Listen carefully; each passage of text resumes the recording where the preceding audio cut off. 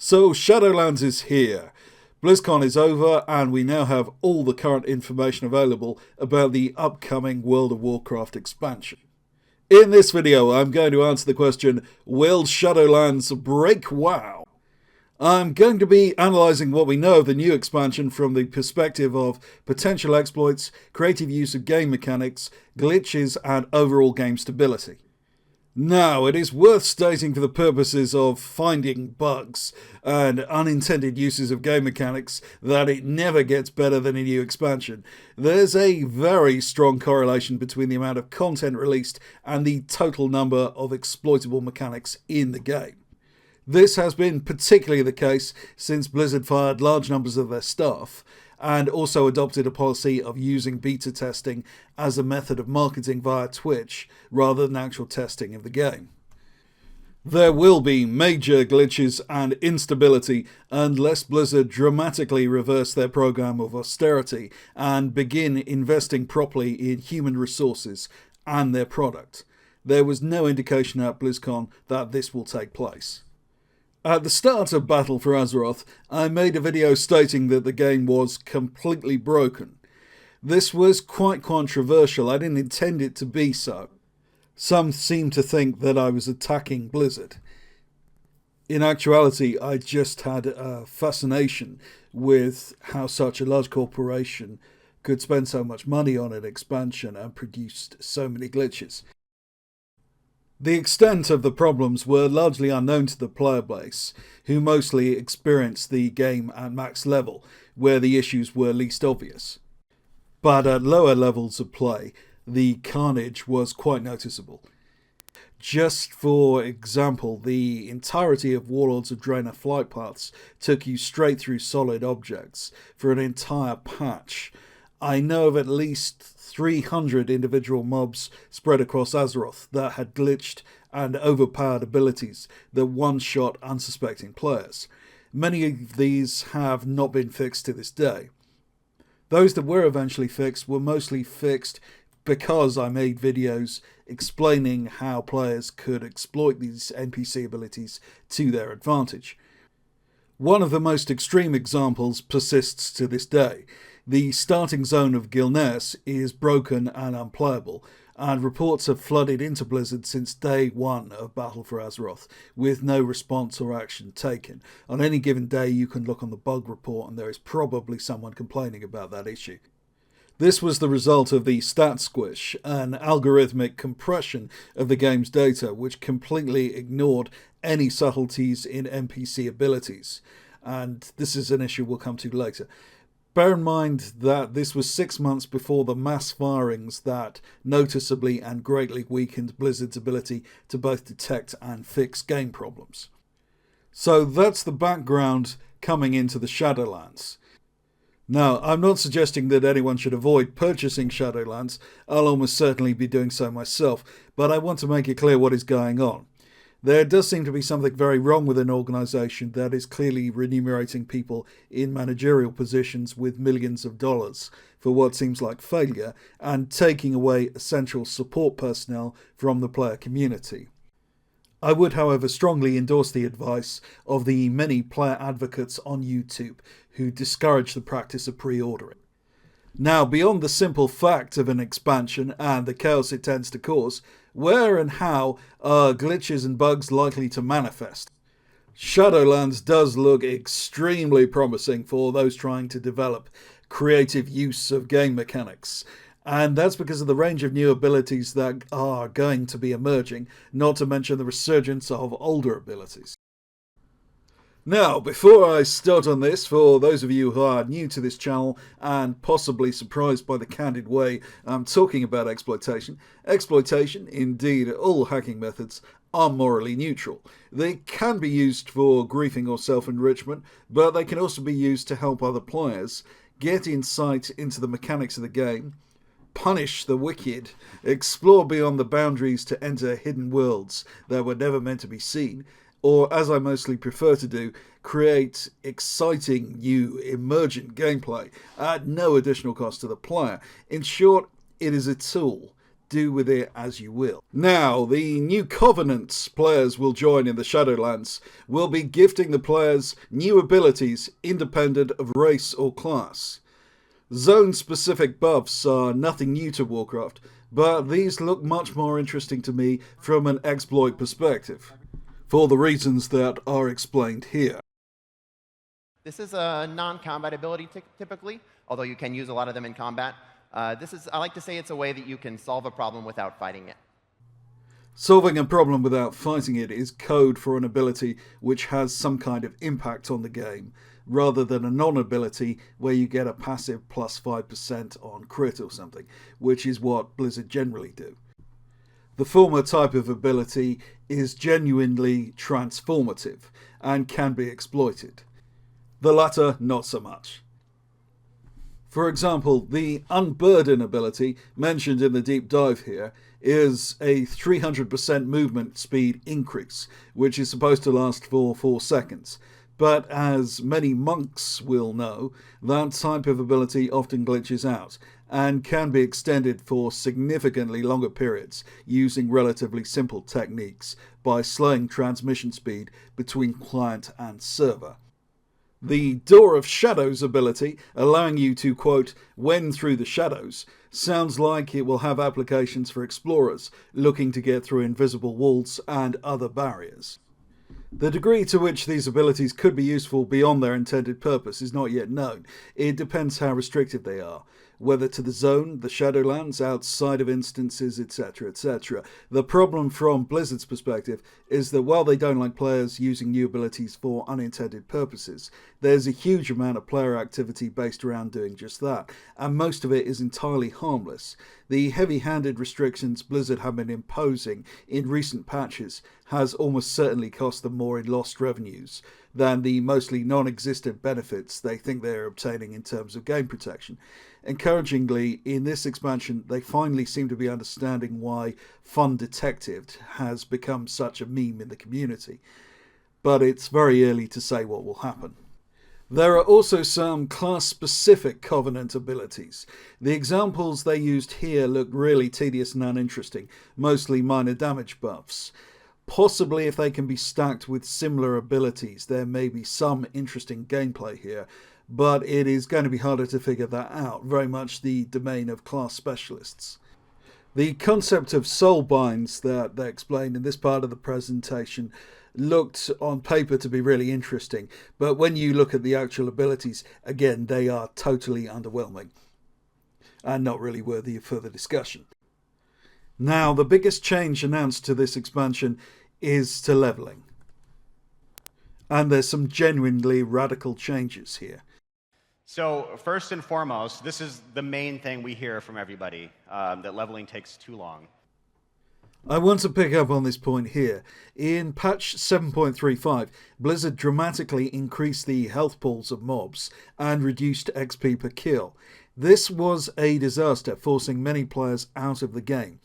Yet it seems that Blizzard still don't really understand why. It wasn't because it was slow. Leveling in Classic is really slow, and Classic has been a huge success. It was because leveling in retail post 7.35 was completely lacking in danger, ironically apart from the glitched mobs I mentioned earlier. Hitting the same mob repeatedly was not just slow, it was boring, and lacked any sort of challenge other than the ability to be patient. All right, so what's new? The new level range is 1 through 60. Now, Blizzard are making out that this level squish won't affect player power. I'm very skeptical of that. Essentially, this is more of what I was talking about earlier, a formulaic, oversimplified solution to a complex problem.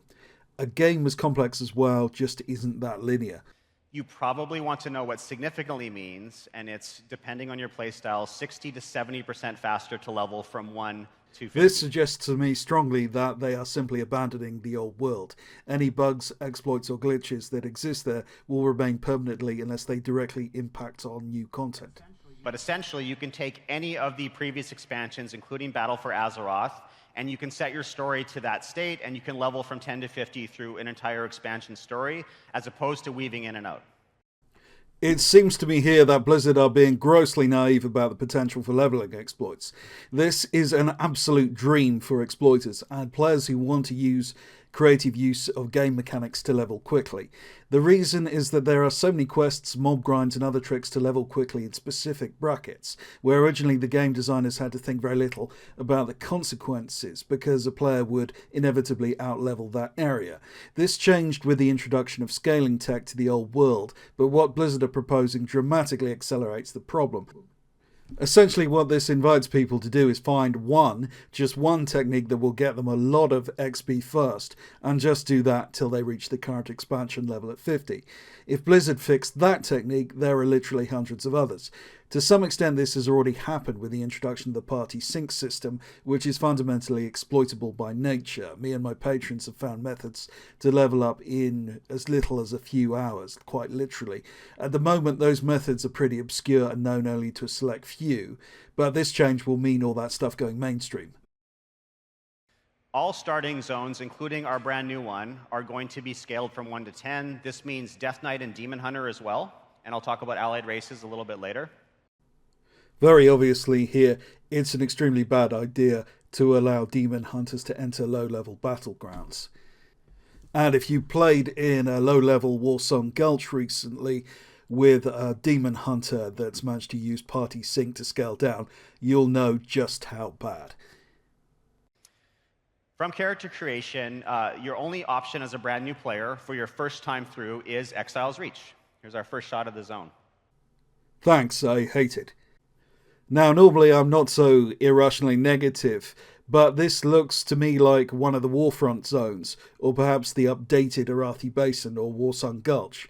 These zones are very inorganic and designed to thwart any kind of exploitation or creative use of game mechanics. Now, you might think that's why I don't like them. In fact, despite the vast number of invisible walls in these zones, and the designers attempting to prevent you from jumping more than 2 meters into the air on any solid object, there are in fact numerous ways to glitch out the terrain and gain significant advantages. What I don't like about them is just the way they're trying to impose this ghastly MMO on rails style onto everything, where Blizzard approved gameplay is the only acceptable option. I really hope I'm wrong, but Exile's Reach really looks like this is more of that. It looks like a forced linear structure with only a limited number of deviations from a main path. So you also go to the capital cities, but this is where things get a little more different. Chromie reaches out. So she can see you've done this before, and she is going to help you choose one of these expansions. You can think of this as analogous to outdoor time walking, essentially. Those of you who still want to play War Chief Shuffle can go ahead and just wander around the world. Now, this section raises the interesting question of what happens when you switch from time-walking leveling mode to traditional wandering mode. Say you complete a quest in Time Walk version Mr. Pandaria. Does that mean it is also completed in wandering mode? Is there any actual practical difference between the two things? This is of prime importance because the main strategy exploiters use to find glitches is to exploit conflicting demands in code. For example, a quest item from time walking mode might be usable in the wandering version, but it might also have a different effect. Developers are not always cognizant of the impact of these things. This next section concerns the expansion of abilities that were restricted to certain class specs to all specs for that class. And also, and I find this really exciting, the return of old and forgotten abilities. Things that were talents that will be coming back.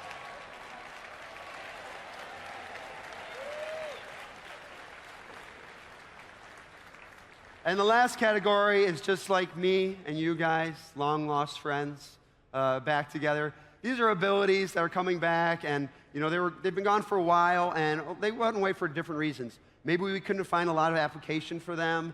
Maybe we felt like they stomped on the niche of another spec. Maybe they were used to kill your friends in ritualistic ways.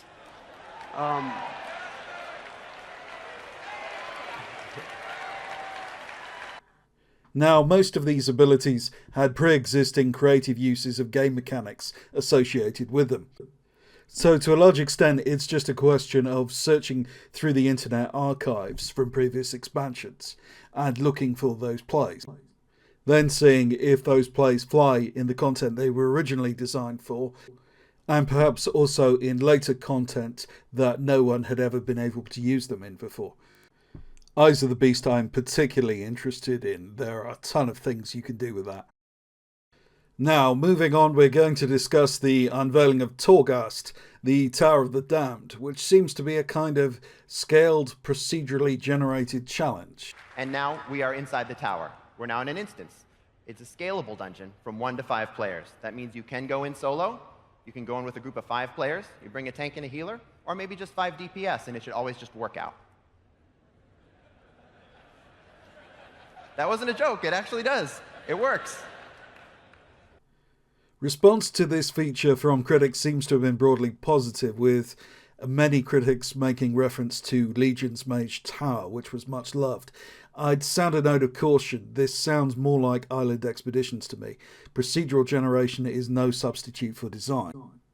I sincerely hope I'm wrong here, but it sounds to me like there's going to be one optimized strategy for doing Torghast, whatever the developers may have intended, and players will simply grind that strategy as a means of gaining resources. It is probably going to be one of the creative uses of game mechanics gold farmers have been using for years.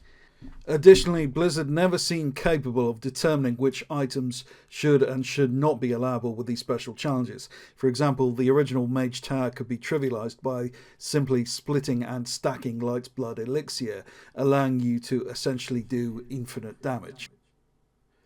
Okay, so there's the video. I hope you found that entertaining and educational.